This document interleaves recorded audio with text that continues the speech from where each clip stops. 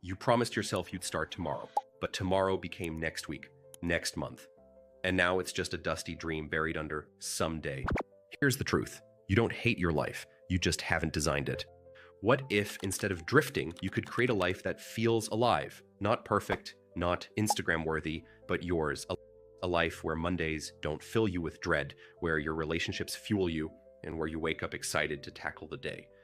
Most people think they're stuck with the life they have. They blame circumstances, bad luck, or timing. But here's the secret. Your life isn't fixed. It's a prototype. And today, you'll learn how to redesign it using the same three-step process that innovators like Steve Jobs and IDEO designers use to solve impossible problems. No fluff, no vague advice. Let's dive in. Step 1. Identify, gain clarity. Before you can design a life you love, you need to know where you're starting. Let's begin with a brutally honest audit of 3 key areas: health, work, and relationships. First, health. How's your energy? Do you wake up feeling rested or like you've been hit by a truck? Are you fueling your body with food that energizes you or surviving on caffeine and late-night fast food? I'm not asking this to shame you. I've been there too. But your physical and mental health are the foundation of everything else. If you're running on empty, even the most perfect life will feel exhausting. Next, work. Does your job light you up or drain the soul out of you? And I'm not just talking about your 9 to 5. Maybe you're a stay-at-home parent, a student, or a freelancer. Whatever your role, ask yourself, does this work align with my values? Does it challenge me? Or am I just trading time for a paycheck? Finally, relationships. Who drains you? Who inspires you? Relationships should be reciprocal, not one-sided. You can't design a life you love if you're constantly surrounded by people who guilt-trip you, doubt you, or make you feel small. Now grab a pen and paper. Rate each area from 1 to 10. Where are you thriving? Where are you barely surviving? Once you've done that, it's time to dream bigger with Odyssey Planning, a tool from Stanford's Designing Your Life course. Imagine 3 possible versions of your future. Path 1, your current trajectory. If nothing changes, where will you be in 5 years? Path 2, a wild pivot. What if you quit your job, moved abroad, or started that business? Path 3, no limits. If money, fear, and others' opinions didn't exist, what would you do? For example, Sarah, a burnt-out lawyer, imagined her path 3 as moving to Bali to teach yoga. She didn't go full-time, but she started teaching weekend classes. That small experiment gave her the clarity to eventually transition into wellness coaching. Your turn.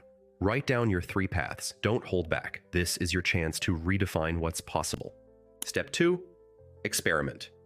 Test your ideas. Most people fail here. They wait for the perfect plan, but designers, they prototype. Think of your life as a series of experiments. Want to start a podcast? Record a 5-minute episode today. Want a career change? Shadow someone in that field for a day. The key is to start small and gather feedback. Take James Clear, author of Atomic Habits. He wrote about tiny experiments for years before his book blew up. He didn't wait for perfection. He shipped ideas, learned, and iterated. Here's how to experiment.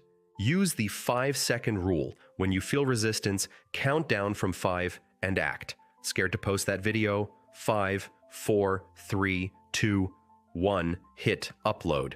Track your experiments, keep a lab journal. Write down what worked, what didn't, and what surprised you. Reframe failure. Designers don't see failed prototypes as mistakes.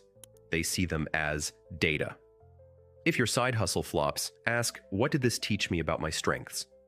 For instance, Mark hated his corporate job, but didn't quit immediately. Instead, he negotiated a 4-day work week to free up Fridays for passion projects. That experiment gave him the confidence to eventually go full-time as an entrepreneur.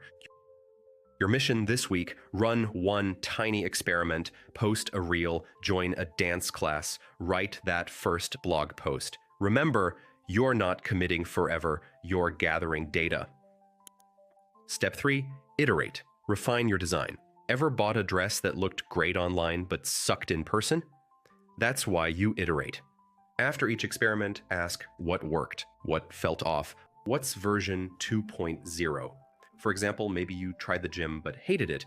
Instead of giving up, you joined a hiking group and discovered a love for the outdoors. Or maybe you launched a YouTube channel but realized you prefer writing. That's not failure, it's progress. Here's how to iterate like a pro. Do weekly energy audits. Track when you feel most alive. Are mornings your creative peak? Schedule deep work then. Ask mentors for feedback. What would you tweak about my approach? Pivot, don't quit. If something isn't working, change one variable. Hate freelancing? Try a hybrid model with part-time work. Design isn't about getting it perfect, it's about getting closer. Bonus, build your support system. You don't have to do this alone. Designers collaborate with teams, and so should you. Find your tribe, join a mastermind, follow creators like Ali Abdaal, or grab coffee with someone who's one step ahead. Celebrate small wins. Writing 1 page a day equals a book in a year. Saving $5 daily equals $1,825 for your side hustle. Consistency beats intensity. You don't need grand gestures, just steady, intentional action. You're not behind, you're exactly where you need to be. Hit like if this resonated. Your life isn't a template, it's a masterpiece in progress. Now go create.